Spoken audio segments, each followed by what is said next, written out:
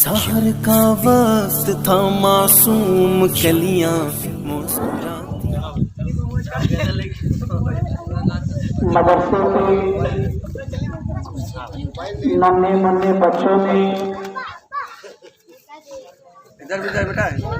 अपने अपने अंदाज में जो है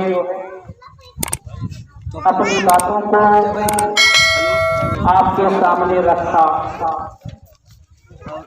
अब चंद बातें जो है आप मेरी भी सुन लें।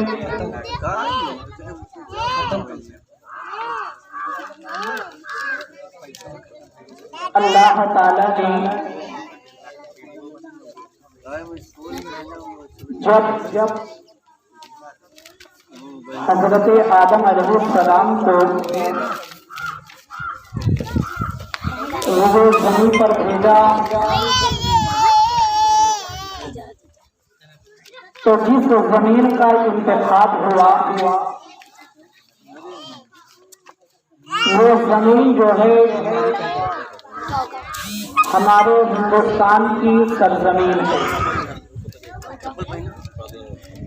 हिंदुस्तान की सरजमीन से हम लोगों का ताल्लुक जो है हमेशा जुड़ा रहा है और हमेशा जुड़ा रहेगा। मगर इसी हिंदुस्तान की सरजमीन पर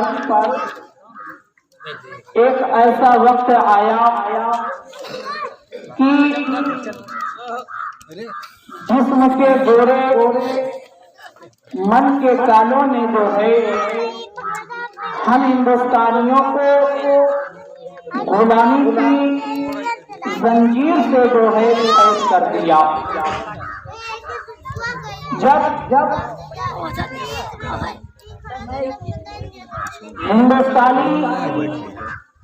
हिंदुस्तान में रहने वाले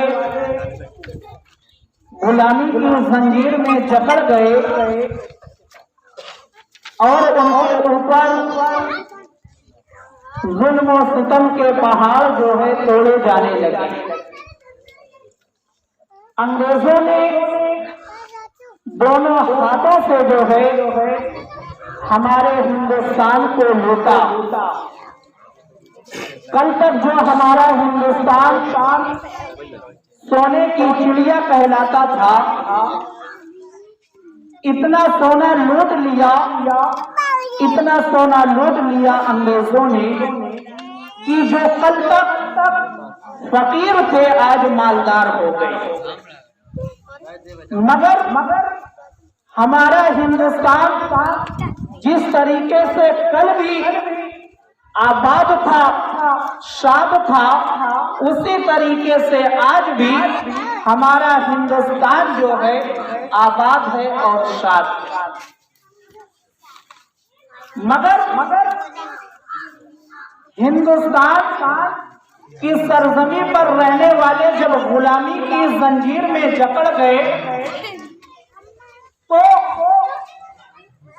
जुल्म और सितम के पहाड़ सहते सहते एक दिन ये फैसला हो जाता है कि अब हमको गुलामी की जंजीर को तोड़ना है। गुलामी की जंजीर को तोड़ना है तो हिंदुस्तानी जो है मैदान में आ जाते हैं। हिंदुस्तानी मैदान में आ जाते हैं। वही दिल्ली की जामा मस्जिद है जहां से अल्लामा फजले हक खैराबादी ने ये फतवा दिया था कि ऐ हिंदुस्तानियों तुम्हारे ऊपर जो है अब जिहाद फर्ज हो चुका है। अपने सर पर कफन बांध कर मैदान में आ जाओ। अपने सर पर कफन बांध कर मैदान में आ जाओ। अब देखो अल्लामा फजले हक खैराबादी की ये आवाज जो है हिंदुस्तान के कोने कोने में पहुंचती है और हर तरफ जो है इनकलाब का एक नारा बुलंद होता है। अब हिंदुस्तानियों के अंदर ये जज्बा पैदा हो जाता है कि हमको जो है गुलामी की जंजीर काटनी है, चाहे हमको अपना माल देना पड़े, चाहे अपनी जान देनी पड़े, चाहे अपना घर-बार सब कुछ कुर्बान करना पड़े। मेरे हिंदुस्तान के रहने वाले हिंदुस्तानियों सुनो, ये आजादी की जो आज हमको सांस मिली है, जो आज हम आजादी के साथ इस जमीन पर रहते हैं, ये हमारे वीरों की देन है कि आज हमको आजादी की सांस जो है मिल रही है। कहीं पर वीर अब्दुल हमीद ने, कहीं पर वीर अब्दुल हमीद ने, तो कहीं पर भगत सिंह ने फांसी के फंदों को चूमा है, तो वहीं पर अशफाकुल्लाह खां भी ये कहते हुए नजर आते हैं कि सरफरोशी की तमन्ना, सरफरोशी की तमन्ना अब हमारे दिल में है, देखना है कितना जोर है बाजुए कातिल, देखना है कितना जोर है बाजुए कातिल में। 1857 का जब इनकलाब बर्पा होता है, आजादी की ये जंग शुरू होती है, हमारे वीर जो है वो अपनी जानों को, अपने मालों को, अपने हर भार को, सबको जो है कुर्बान करते करते करते यहाँ तक कि वो लम्हा, वो वक्त आ जाता है कि 15 अगस्त 1947 को हमारा देश आजाद हो जाता है अंग्रेजों से। अंग्रेज हिंदुस्तान छोड़कर जाने के लिए तैयार हो जाते हैं, हमारा देश आजाद हो जाता है। मगर जो सपना हमारे वीरों ने देखा था अभी तक मुकम्मल नहीं हुआ था, हमारे वीरों ने जिसके लिए अपनी जान को कुर्बान किया था, वो सपना जो है अभी मुकम्मल नहीं हुआ था। तो जब हमारा देश जो है 15 अगस्त 1947 को आजाद हो गया और वो सपना हमारे वीरों का अब पूरा करने के लिए कहीं पर गांधी जी नजर आते हैं, तो कहीं पर नेहरू जी नजर आते हैं। इन लोगों ने जो है अपने कदम को कदम से मिलाकर चलकर 26 जनवरी 1950 को हमारे वीरों का सपना जो है वो पूरा करते हुए डॉक्टर भीमराव अंबेडकर नजर आते हैं कि डॉक्टर भीमराव अंबेडकर ने 3 साल की मेहनत में एक ऐसा कानून हमको दे दिया, संविधान दे दिया कि जिसके बलबूते पर आज हम हिंदुस्तान की सरजमी पर रहते हैं कि हमारा ये गुलशन जिसमें हिंदू भी है, सिख भी है, ईसाई भी है, मुस्लिम भी है, ये गुलशन, इस गुलशन के अंदर जो तरह तरह के फूल खिले हैं, हमारा संविधान जो है, हमारा कानून जो है, सबको बराबर जो है अख्तियार दे रहा है, सबको बराबर अख्तियार दे रहा है। और इसी कानून के बल पर जो है, इसी कानून की रहनुमाई में जो है हम और आप हिंदुस्तान के अंदर शांति के साथ रहते हैं और अपने कामों को आजादी के साथ करते हैं, अपने कामों को आजादी के साथ करते हैं।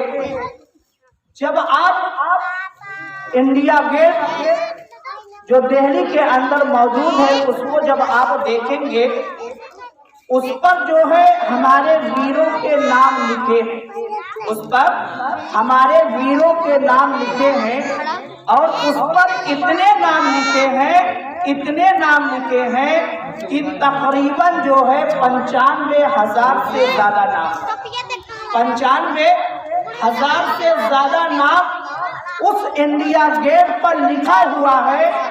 और उस 95,000 से ज्यादा नामों में जो है 61,000 नाम जो है वो सिर्फ मुसलमानों के, वो सिर्फ मुसलमानों के हैं, यानी 65% जो है वो मुसलमानों की तादाद बनती है। जहाँ पर भगत सिंह ने आजादी के लिए अपने कदम को उठाया, वहीं पर वीर अब्दुल हमीद ने भी अपने कदम को उठाया, जहां पर अशफाकुल्लाह खान ने अपने कदम को उठाया है, वहीं पर सुभाष चंद्र बोस ने भी अपने कदम को उठाया है। यानी सबने कदम से कदम चलकर जो है मिलाकर चलकर हमारे देश को ये खूबसूरती आजादी की शक्ल में अता फरमाई। और 26 जनवरी 1950 को जो है हमारे आईन जो है वो नाफिज हुए, और उसी की खुशी जो है हर हिंदुस्तानी हर साल जो है 26 जनवरी की तारीख को मनाता है। तब से लेकर आज तक जो है ये खुशियां बराबर हर साल मनाई जाती रही है, और हमेशा जो है ये खुशियां मनाई जाती रहेंगी। हर हिंदुस्तानी जो है अपने अपने हिसाब से अपने देश की आज़ादी की आईन नाफिज होने की खुशियां मनाता है, और मनाना भी चाहिए, क्योंकि हम इसी जमीन पर पैदा हुए हैं और इसी जमीन पर रहते हैं, और एक दिन जो है इसी जमीन में चले जाएंगे। ये हिंदुस्तान हमारा है, हम हिंदुस्तान के रहने वाले हैं, इसलिए अपने वतन से भी मोहब्बत रखें, अपने वतन की तरक्की के बारे में भी ख्याल रखें कि हमारा देश किस तरीके से तरक्की कर सकता है। हिंदुस्तान जिंदाबाद, हिंदुस्तान पाइंदाबाद।